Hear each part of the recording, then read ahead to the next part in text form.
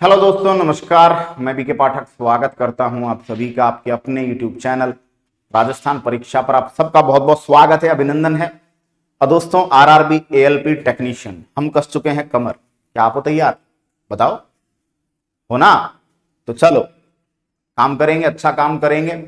सबसे पहले शुरुआत इस बात से करते हैं कि फिलहाल रणनीति क्या रखें। अभी वैकेंसी नहीं आ रही है, मतलब अभी तो नोटिफिकेशन नहीं आया है, ठीक है। तो समय से पहले कैसे प्रिपरेशन करें और प्रिपरेशन किस तरह करें, किन किन जगह से पढ़ें, सबसे पहले क्या पढ़ें, क्या आधार बनाएं, किस लेवल की तैयारी करें। बहुत सारे प्रश्न विद्यार्थी मन में होते हैं और इन्हीं के लिए जरूरत पड़ती है गाइडेंस की। तो दोस्तों, कैसे करें तैयारी आरआरबी एएलपी टेक्नीशियन? देखिए, आने क्या वाला है पेपर में। एएलपी टेक्नीशियन का जो पेपर है वो 2 चरणों में होता है, ठीक है। तो मैं थोड़ा थोड़ा आपको एक बार पैटर्न दिखा देता हूं कि 2 चरणों में जब होता है ना, तो भैया सबसे पहले क्या है, सबसे पहला जो आपका स्टेप फर्स्ट है ना, जो फेज फर्स्ट है, उसमें आपके क्या क्या आना है। फेज फर्स्ट में जनरल साइंस आनी है आपके, है ना, जनरल इंटेलिजेंस एंड रीजनिंग है। रीजनिंग है मतलब मैथ्स है और जीके है, साथ में करंट अफेयर है, ठीक है। सेकंड फेज में आपके मैथ्स है, रीजनिंग है, साइंस में बेसिक साइंस और इंजीनियरिंग आ जाती है, और general awareness and current affairs आ जाता है साथ में। इसी के अंदर जो फेज सेकंड है उसमें 2 पार्ट होते हैं, part A part B. Part A में जो है 100 नंबर का 100 क्वेश्चंस का एक पेपर अलग होता है, ठीक है। और पार्ट बी में जो है वो आपका ट्रेड का एक पेपर अलग से होता है। बेसिक साइंस एंड इंजीनियरिंग में बेसिक इंजीनियरिंग का पोर्शन है, साथ में फिजिक्स है। फिजिक्स के साथ एनवायरमेंटल स्टडी भी यहाँ पर थोड़ा बहुत है। आईटी लिटरेसी, है ना, मतलब जो इंफॉर्मेशन टेक्नोलॉजी है, सूचना प्रौद्योगिकी, उसकी भी बेसिक जानकारी पूछी जाती है। तो बेसिक साइंस एंड इंजीनियरिंग में लगभग 40 क्वेश्चंस की आती है यहाँ पर, ठीक है। और इस 40 क्वेश्चंस में आपके सामने क्या है, इसमें आपके सामने है एक तो बेसिक इंजीनियरिंग का पार्ट है छोटा सा, उसके बाद पूरी तरह फिजिक्स है, एनवायरमेंट का पोर्शन भी है और आईटी लिटरेसी का भी पोर्शन है, ठीक है। जब बात आती है यहां पर, तो प्री और मेंस, या कह सकते हो फेज 1 फेज 2, दोनों में कुछ चीजें कॉमन है। रीजनिंग बिल्कुल एज इट इज है, लगभग मैथ्स एज इट इज है, जीके एज इट इज है, ठीक है। ये यहाँ पे भी है, यहाँ पे भी है। यहाँ जनरल साइंस की बात करें तो यहाँ फिजिक्स, केमिस्ट्री, बायो आपको तीनों देखने को मिलेंगे, ठीक है। लेकिन यहाँ पर आपको बेसिक इंजीनियरिंग और फिजिक्स देखने को मिलेगा। अब पहले तैयारी तो हमें किसकी करनी है भैया? इसकी करनी है, ठीक है। तो सबसे पहले क्या करेंगे, सुनिए। सबसे पहला काम तो अपना ये होगा भैया कि अपन सबसे पहले क्या करेंगे, सबसे पहले हम रेलवे के लेटेस्ट पेपर्स उठाएंगे। देखो, आजकल क्या होता है, पेपर ऑनलाइन लगते हैं, लेकिन जैसे आंसर की आती है तो विभिन्न वेबसाइट्स पे पूरे पूरे 200 250 पेपर्स के जो बंच हैं वो पीडीएफ बना के अपलोड कर दिए जाते हैं, ठीक है, डेट वाइज, शिफ्ट वाइज, ठीक है। तो यहां से आप जो लेटेस्ट पेपर हुए, अब लेटेस्ट पेपर रेलवे में कौन कौन से हुए? ग्रुप डी हुआ है और साथ में एनटीपीसी हुआ है। ये 2 पेपर जो है वो रेलवे के लेटेस्ट हुए।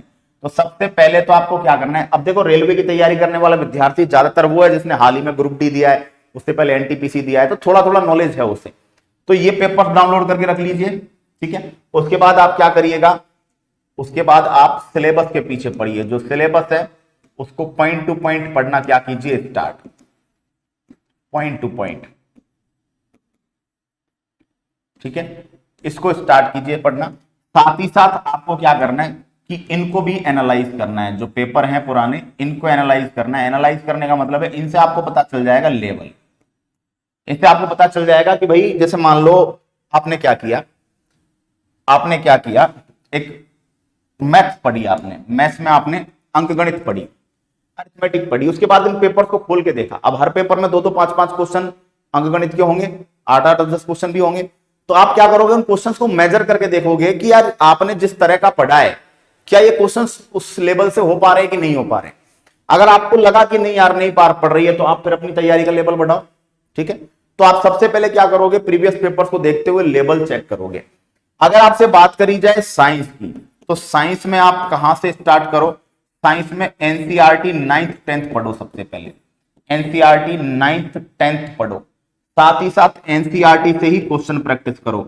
यूट्यूब पर आपको हमारा भी सेशन मिल जाएंगे, हमारे भी पूरी साइंस को मैंने एनसीईआरटी आधारित जो प्रैक्टिस सेशन है उनके थ्रू पूरी साइंस को कवर करवाया हुआ है। तो आप एनसीईआरटी पर आधारित जो है थ्योरी पढ़े, ठीक है, क्लियर। इसके अलावा हमारे आप नोट्स भी पढ़ सकते हैं, इसके अलावा वीडियोस भी देख सकते हैं। अगर आपको मेरे द्वारा पढ़ाई गई साइंस समझ में आ रही है तो नहीं आ रही है तो आपको जिसकी समझ में आ रही है वहां से आप पढ़ सकते हैं, कोई दिक्कत वाली बात नहीं है। बट आधारित होनी चाहिए किस पर, एनसीईआरटी पर होनी चाहिए, साथ ही साथ कंटेंट डीप होना चाहिए। क्यों? क्योंकि रेलवे जो है वो काफी अच्छा कंटेंट पूछती है, रेलवे जो है काफी अच्छा साइंस पूछती है, और रेलवे जो है आजकल काफी अंदर से क्वेश्चंस एनसीईआरटी से बनाकर भी दे रही है। ठीक है, क्लियर हुई बात यहां तक? चलिएगा, जीके की जब आप बात करो तो जीके में साथ में आपको करंट अफेयर्स पर भी थोड़ा थोड़ा काम करते रहना है। करंट अफेयर्स जो है वो आप क्या करते जाएं, करंट अफेयर्स जो है ये आप मंथ वाइज थोड़ा थोड़ा समझते चले जाएं, है ना। और साथ ही साथ करंट अफेयर को याद करने में मदद करेगी आपकी जीके, यानी आप हिस्ट्री पढ़ रहे हैं, आप पॉलिटी पढ़ रहे हैं, आप इकोनॉमी पढ़ रहे हैं, तो पॉलिटी और इकोनॉमी से रिलेटेड करंट अफेयर भी होते हैं, साइंस पढ़ रहे हैं तो साइंस से रिलेटेड करंट अफेयर भी होते हैं। तो करंट अफेयर्स को पढ़ने में आपकी जीके आपकी क्या करेगी, मदद करेगी। तो अभी से सारे सब्जेक्ट्स को थोड़ा थोड़ा पढ़ना स्टार्ट कीजिए। ठीक है, करंट अफेयर्स भी थोड़ा थोड़ा रेडी करना स्टार्ट कीजिए, क्योंकि पता है एंड टाइम पे करंट अफेयर्स नासूर बन जाते हैं, क्योंकि करंट अफेयर्स को रटना भी पड़ता है, मान ली बात, लेकिन समझना भी पड़ता है। लिंक करके पढ़ेंगे तो ज्यादा बेटर है। तो जीके बिल्कुल हिस्ट्री, पॉलिटी, ज्योग्राफी, साइंस पूरा पढ़ते जाइए। साइंस में मैं आपको बता चुका हूं 9th 10th एनसीईआरटी को फोकस कीजिए। ठीक है, पहले पूरा फोकस किस पे डालिए, थ्योरी पे डालिए, और थ्योरी के साथ साथ क्वेश्चन प्रैक्टिस अगर कहीं से करना चाहते हो तो क्वेश्चन प्रैक्टिस के लिए आप क्या कीजिए, आरआरबी, ग्रुप डी, एनटीपीसी के जो पेपर्स हैं जो हुए अभी लेटेस्ट, उनको आधार बना के क्या करिए, प्रैक्टिस करिए। इससे आपको आपके लेवल का और जो बोर्ड जो लेवल दे रहा है वर्तमान में, उस लेवल की आपको जानकारी हो जाएगी। ठीक है, तो तैयारी को बिल्कुल बेसिक से स्टार्ट कीजिए। बेसिक मैथमेटिक्स के लिए जो बुक्स हैं जो कि मार्केट में अवेलेबल हैं, कोई भी बुक ले आइए जिसमें ठीक ठाक बेसिक मैथमेटिक्स हो, आप उसको पढ़ना स्टार्ट कीजिए। क्योंकि जीरो से अगर आप शुरू कर रहे हैं तो बिल्कुल आपको बेसिक्स पे ही काम करना है। पहले से आपने पढ़ा हुआ है तो आप फिर पुराने पेपर्स को देख के लेवल जांचिए, पहले क्या लेवल आ रहा है, उसके आधार पर अपनी तैयारी को आगे बढ़ाइए। और भी वीडियोस आपके लिए लाते रहेंगे। साथ ही साथ आरआरबी एएलपी के लिए क्लासेस और कोर्स को भी बहुत जल्द डिजाइन करने की हमारी योजना है। आपके सुझाव कमेंट बॉक्स में आमंत्रित हैं, सुझाव दीजिएगा। आगे आपसे बात करेंगे नेक्स्ट वीडियो में। तब तक के लिए लेता हूं मैं आप सबसे विदा। टाटा, बाय बाय, जय हिंद।